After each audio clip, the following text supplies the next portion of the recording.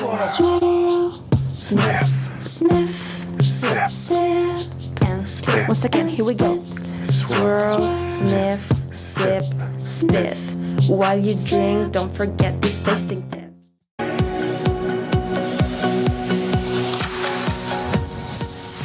Swirl, sniff, sniff, sip, sip, and spit. Once again, here we go.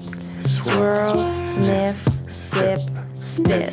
While you drink, don't forget this tasting test. Welcome to this special edition where we talk wines and the Giro d'Italia. We held an exceptional ClubHouse Room dedicated to Giro d'Italia, but it was not recorded. I know, bummer. But anyways, we thought about sharing some notes about the stages of the Giro, written and read by Marc Millon, a food, wine and travel writer, and the author of numerous books as well as magazine articles published on both sides of the Atlantic. Since these bikers will also go through Verona, the city of Vinitaly, there will be more special episodes to come. Stay tuned! Sip, spit. While you drink, don't forget these tasting tips.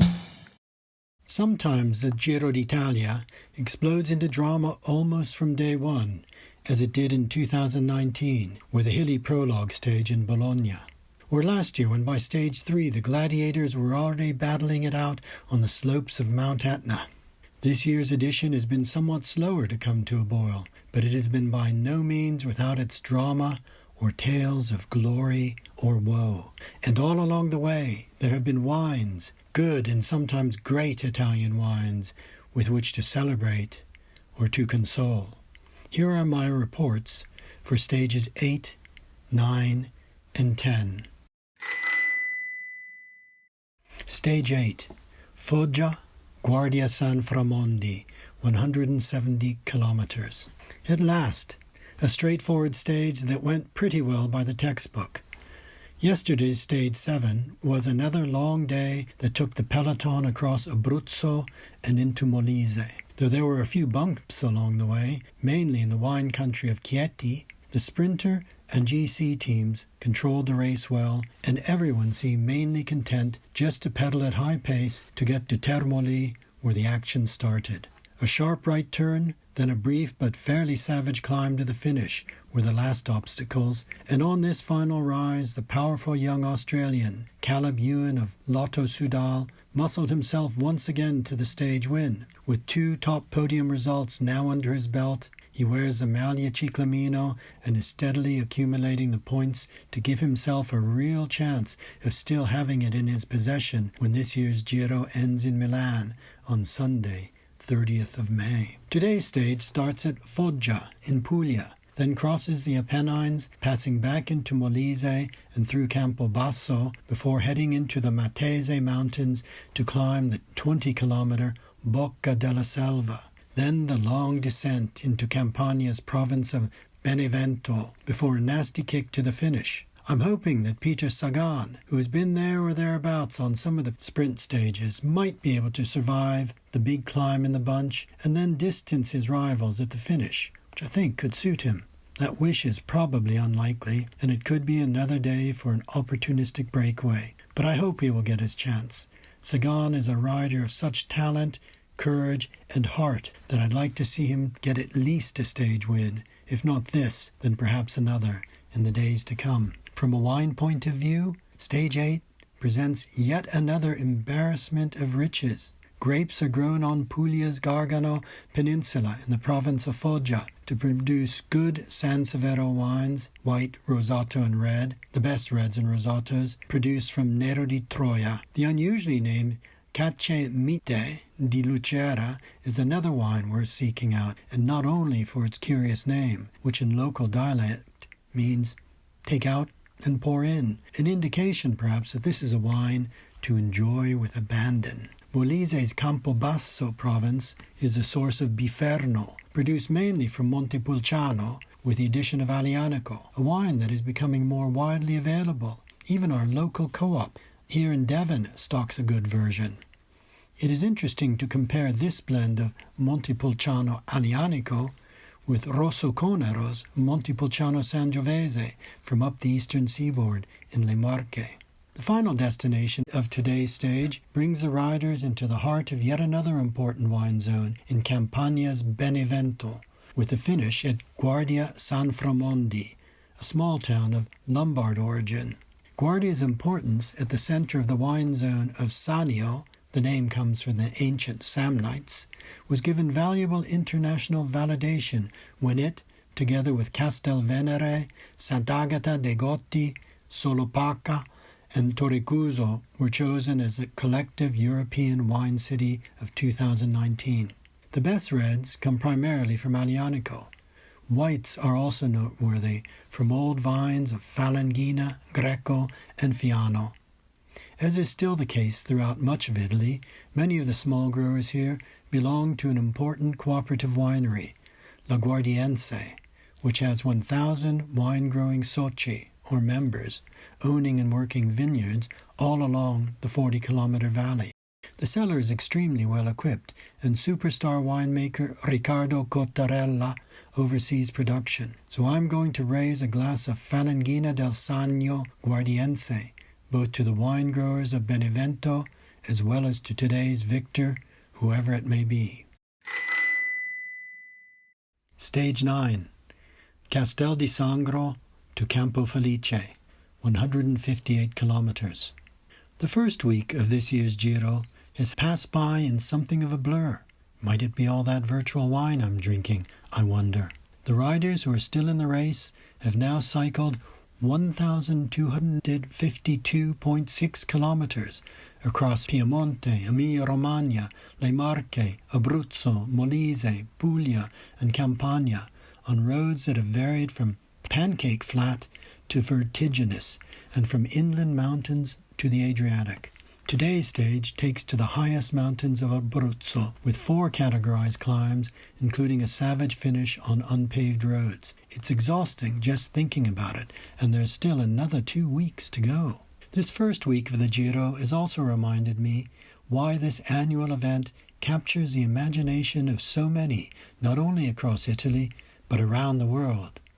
Those of us who are passionate about cycling come for the sport, of course, to see the talent, courage, power, and to feel something of the joy and the suffering. But the Giro is so much more than just a sporting event. It is a celebration of Italy in all its magnificent glory and variety. There is history all along the way.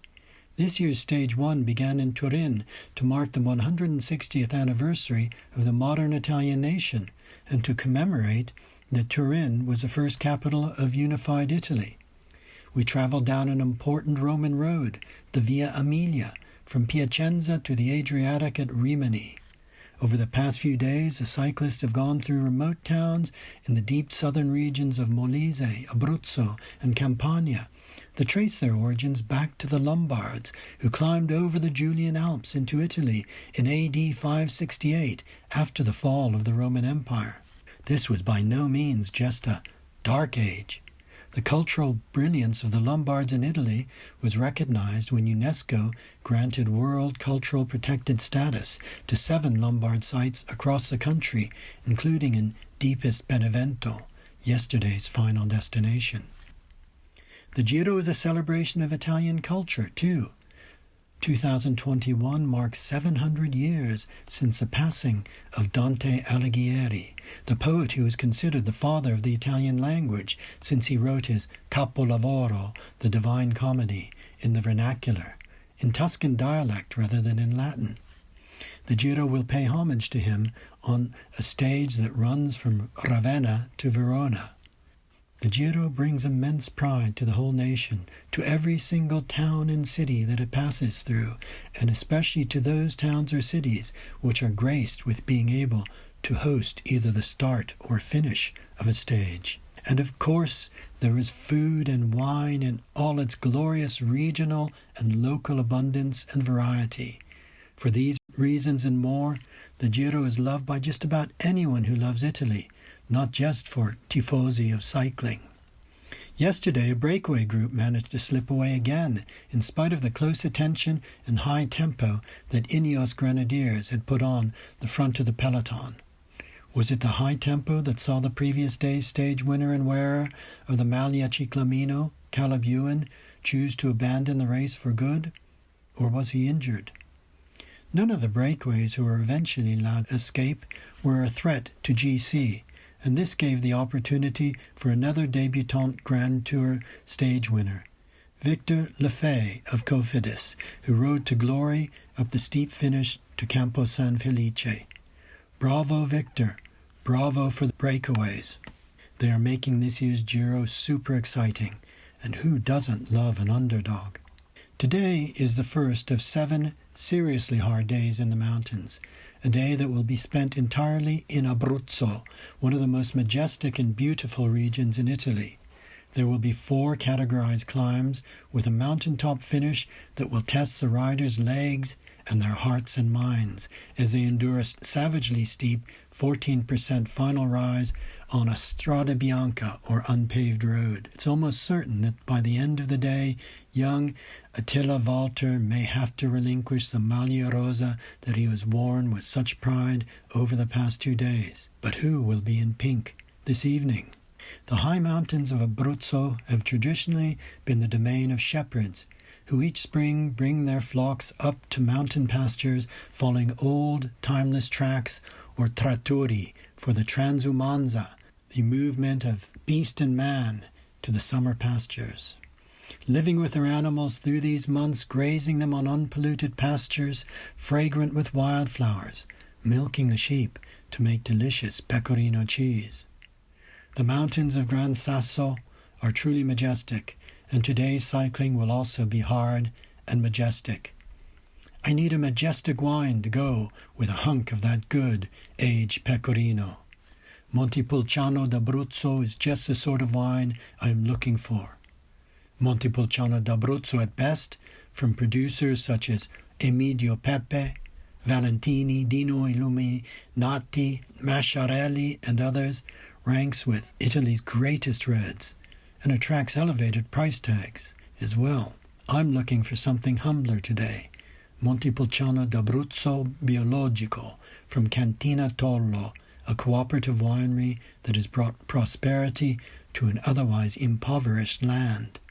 The wine is good, with pure, bright, organically cultivated fruit, deep in color, rich in tannin, yet never harsh or aggressive. It is a wine to go with a plate of spaghetti alla chitarra, or with lamb cooked over a wood fire, or else just with that hunk of good mountain pecorino, a bite of bread. Then it's back on my bike for this virtual journey to continue. Stage 10, L'Aquila to Foligno, 139 kilometers. This year's Giro exploded into life yesterday on the bare, unpaved track leading to the summit of Campo Felice. In cold drizzle and wind, with snow on the high mountain tops and even the sheep taking shelter, and where the gravel track reared to an eye-watering 14%, Egan Bernal, the gifted and still young Colombian team leader for Ineos Grenadiers, left behind his loyal lieutenants who had marshaled him up 4 categorized climbs to accelerate to a famous victory. What was most astonishing was how quickly the diminutive Bernal distanced himself from his main GC rivals, dancing on the pedals with apparent ease, an awesome demonstration of power, balance, grace, and majesty.